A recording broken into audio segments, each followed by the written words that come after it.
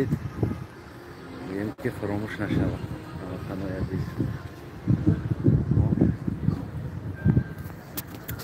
خواستم یک کم ترکم باشم امروزتون باشم برای که بگه افیر دارم.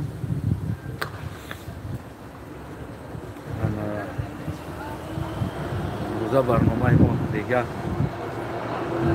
درباره چرا رحمانوف مهاجران قبول نکرد و وعده دادگیش وفا نکرد سوال جواب میکنیم.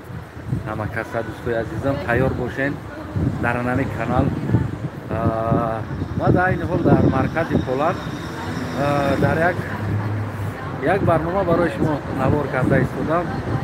شنیدن که بود مانند دیدن تا قدر این کار امروز یک بار دو تا برنامه نوار میگیریم.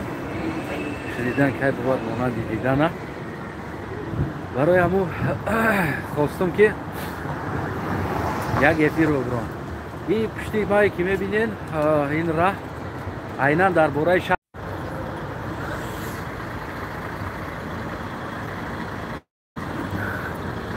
منظرت بسید عزیز. انا زنگ انا این طرف از پشتی ما شهر قدیمه می شود. این کوچه کوچه‌ای که میبینید شهر راست مرکز همون خانه شاه میبرد و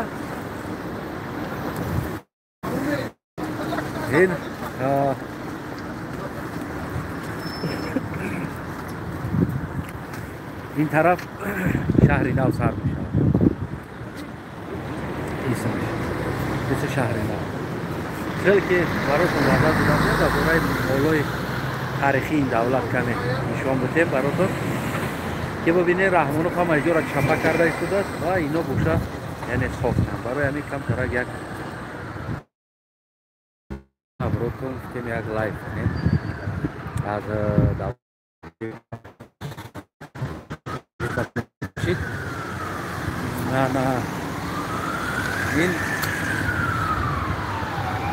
این یک کلسوای دیگر است در پشت ما درخت پالما خوری هم کار کیستن آدم و ما میریم طرف حاضر این یک جای دیگر که اینا شما میتونید در نوار ببینید. شنیدن که بوار مونند دیگر شما میتونید در نوار ببینید. کدام که ابونا نشده است ابونا شویم. این بگه چرا رحمانوف مهاجرای افغان عقیدت کرد گریزه ها را و در این باره ما گفتنی ها هم دارم. هر چندی که معلومات هایی که جمع کرده باشم در باره گم میزنم و حتما شما هم چیکار کنید فکر نظر خیتون میگین. همین بگه خدا خواهد در برنامه فکر نظرهای شما بسیار مهم میشه و لازم میشه. خیست چی ندارم ستویکا ندارم قپیدن دکن ترک دستاتم نیم در میکنه به هر حال در این حال در مرکز هستیم. یعنی شهر قدیمه این دولت هم پولند در همین مرکز جوشیدگی است. یک جایی که هست جرا رسیدگی نیستن. البته نوار کردگی هستم در باره گپ زدگی هستم عکس هاش هم موندگی هستم جایی که عکس ها داره نوار کردگی شهر در کدام حالت بود بعد از او در کدام حالت آمد رسید این شهر در برو هم عکساش هم میبینید شما هم گویم که نوار و هم گپ انا ما از سفر داریم یک جای تاریخی دیگره که امروز اینا تاریخ ها را چپا نمیکنن و تاریخ ها را میسوزن.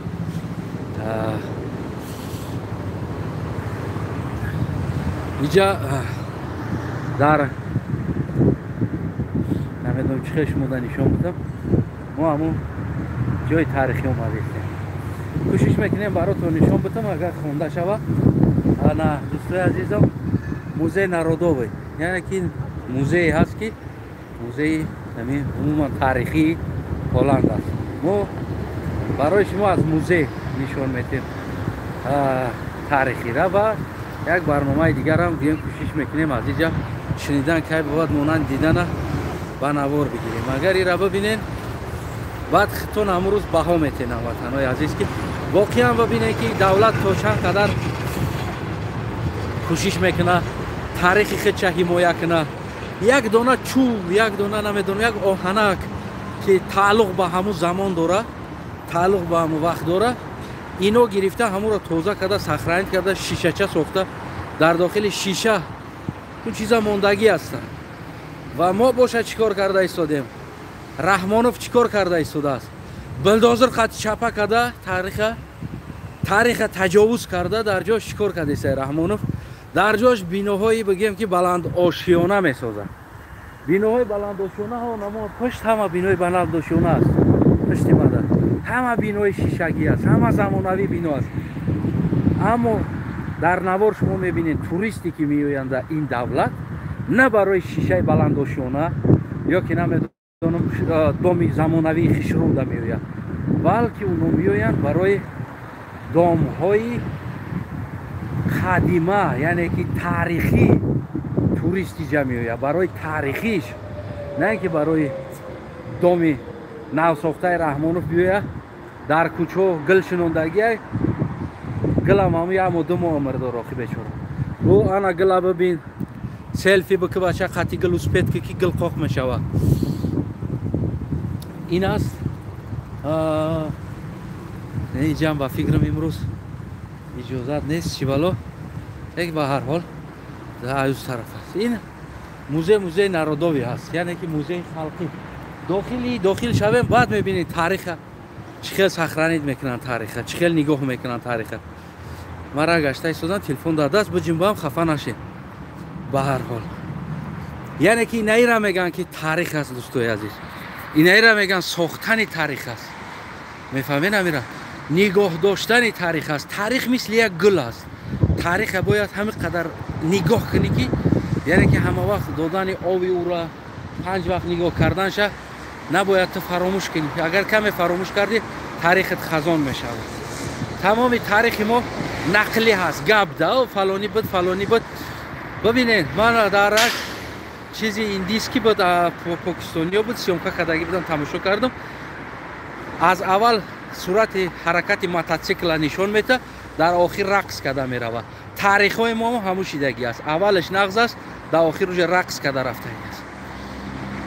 برای ما شما نشون بدم که هموطنای عزیز حاضر میریم بعد سنتر مرکز خودش یک خونه هست که در اینجا بگیم که وقتش در پراویتیلو شیدگی است مرکز انا، یعنی که در اونجا ببینین اصلا عجیب شه. ببینین که یک وقتایی خواستن که اونجا عروس بود، عروس شیشتگی بود، یعنی عروس ساختگی است استالینسکی چپا کردنشیدن. همون یک گروه بگیم که سر قدرت اومدن چپا کردنشیدن همون انسانو، یعنی که اونش تجرد کردنشیدن. تمام خلق پولشا خیس برآمد در همین میدان ها پر انسانو میتینگ برآمدن، گفتن که اون مرکز چپا نمیکنی، یعنی که اون مرکز تاریخی ما هست. اگر او را استالین ساخته است، او را گیتلر ساخته است، او را نمیدونم کی ساخته است، نیمه значение است او را کی ساختگی است.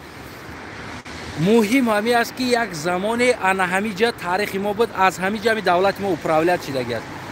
همون موزه کردگی هنوزی موندگی. چپا کردنی نموندن مردم خستن تاریخ خودش حمایت کردن. امروز چایخانه را چپا میکنن، مردم خیزه حمایت میکنن. امروز میروند جای تاریخی را چپا میکنن، مردم خیزه حمایت میکنن. شما در کی حمایت میکنن؟ هیچ که. اینو تاریخ از زنده نگاه میدارن. اینا امروز ما اومدیم کوشش میکنیم براتون یک نواری بگیم که چت که دیگه اگر اجازت باشه چیکار میکنیم نوار میکنیم. عینا از همین جو تو قدر اینطور و در برای نگفته نمونه این نوار ما در برای نمی وین تکنیکا میشود.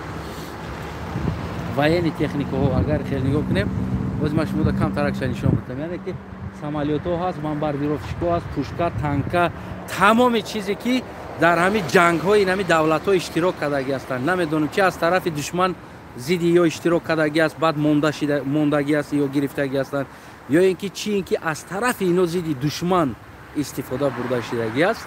انا بگیم که همینا را جمع آور کرده امروز یک موزه ساختگی هستند. برشده موزه نارودوی میگن. اینجا یک موزه است. بگیم که ما امروز از موزه یراق‌ها و بگیم که همین چیزایی که برای اینا استفاده شدگی هستند همین دولت برای حمایت این دولت استفاده شدگی است یا که از طرف دشمن برای نابود کردن دولت استفاده شدگی فرق نداره کدام در انا همین دولت استفاده شدگی یراق‌ها را سامالیات تیر تانک توپ یک موزه کلان در اینجا آماده کردگی هستند. ما از این موزه یک نوار دیگه شنیدن کی بود مانند دیدن آماده میکنیم. حاضر یک نوار ما از تاریخی شهر قدیمه و از قصر شاه آماده کردیم. نوار دیگر در اینجا میشود و این بگه خدا خواه باز یک نوار دیگر میشود که چرا رحمانوف مهاجرا را کیدت کرد، چرا قبول نکرد، یعنی چی مانع شد که رحمانوف قبول کرده نتونست. این بگه در این موضوع صحبت میکنیم. دوستای عزیزم ما شروع میکنیم از پس نوارا میشیم.